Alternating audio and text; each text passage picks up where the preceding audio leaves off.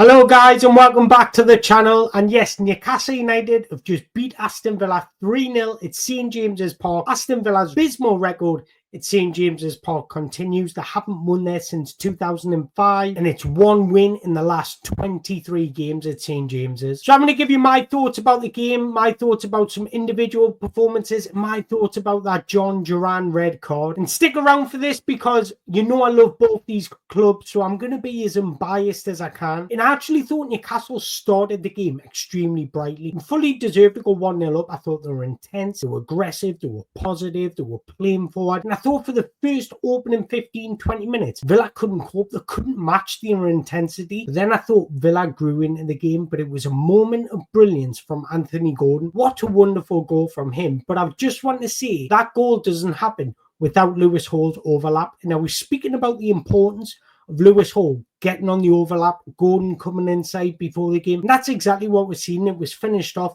with a wonderful finish in the top-hand corner. Newcastle went 1-0 up. Villa, it was on them to put the emphasis in the game and really step up their level because they started quite sluggish, quite slowly, and I thought, this isn't Villa we know. And I knew Villa would get back into the game, and that's exactly what they're starting to do. They're starting to build up some rhythm, starting to build up some momentum, and they look like they were starting slowly but getting back into that game. And I was thinking, yes, this is going to turn into something brilliant. And I didn't want to come on this show and speak about referee decisions. That's the last thing I want to do. But ultimately, the sending off changed and spoiled the full game. So let's talk about that red card, and I would love to hear your thoughts on this because for me it's not a sending off. I think with situations like this you've got to think about it as if you're playing the game, because it's not like you went in on them two-footed or anything like that. It was a coming together. Shaw fell over. Jhon Duran just can't stop his momentum just instantly. You've got to think how big he is, how powerful he is, how aggressive he is, and when you're running at full speed it's incredibly difficult to stop at a halt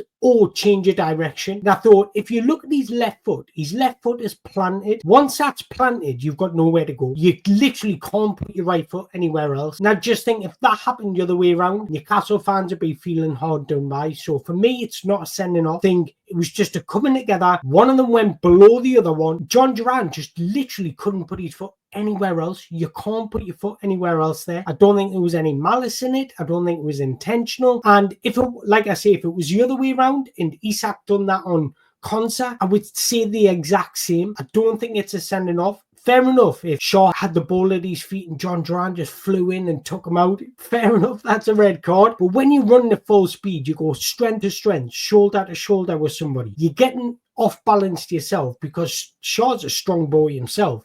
He's off balancing Jhon Duran. So you're off balance as it is. You plant your left foot and then you've got nowhere to go with your right foot. Absolutely nowhere to go. So he just committed to it because he couldn't put his foot anywhere else.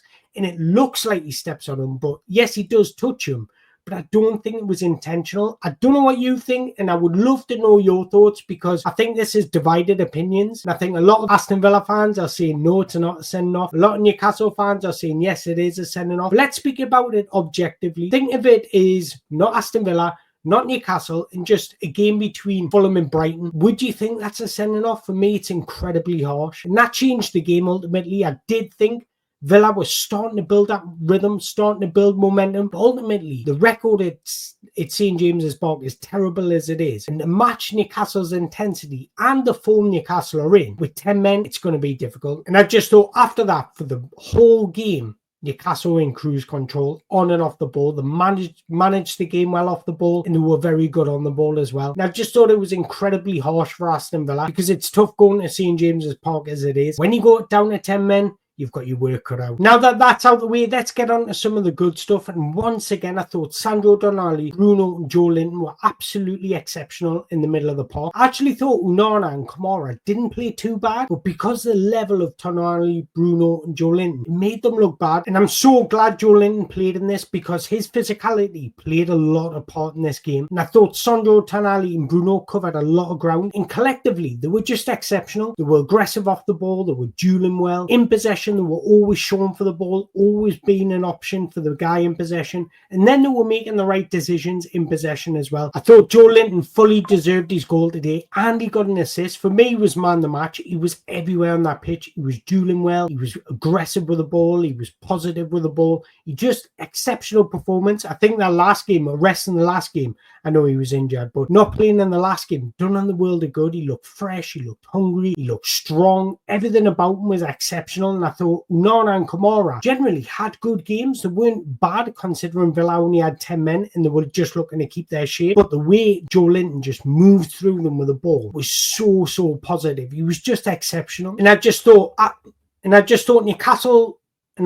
Newcastle's left-hand side caused Villa a lot of problems. Matty Cash just couldn't cope with Joelinton, Lewis Hall, or Anthony Gordon. They were all positive. They were all sharp in possession. They were all making off-ball movements. And I just thought we cut through Aston Villa down that left-hand side. And that's where most of our joy came from. I just thought it was exceptional performance from all three of them. In fact, I thought every player for Newcastle was good today. And what I liked about the most is even when Villa went down to 10 men, we kept up that intensity. We didn't just think, oh, the game's won. We didn't just think, oh, we can take our foot off the gas. We kept up that intensity. We were bright with the ball. We were positive with the ball. We were looking to make things happen. And that's what you want from your team. Even though Villa went down to 10 men, we could have easily just sat back and just thought, look, the game's won. We don't need to do much. But no, we were extremely aggressive. And I thought we just kind of suffocated Aston Villa and they couldn't cope with our intensity. But in all honesty, there's not much to talk about apart from that red card because Newcastle United were dominating. They dominated that game from start to finish. Villa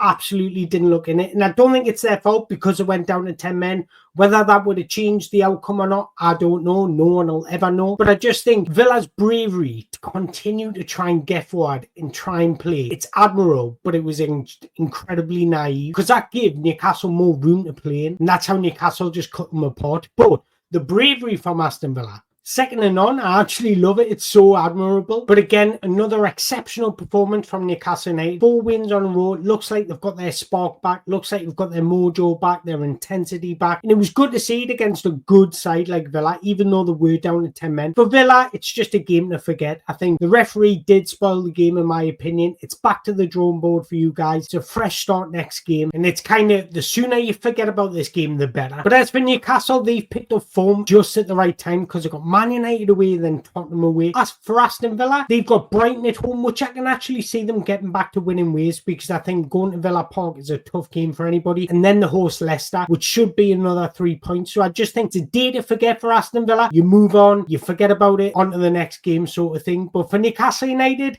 it's all looking very positive. But for Newcastle United, it's all looking very positive. And who's to say we can't go to Old Trafford and get a victory? You look at both teams' form, let's go and do it. But if you've enjoyed this video and I want to hear your thoughts on the game, like I said, there wasn't much to evaluate apart from the sending off and Newcastle being brilliant.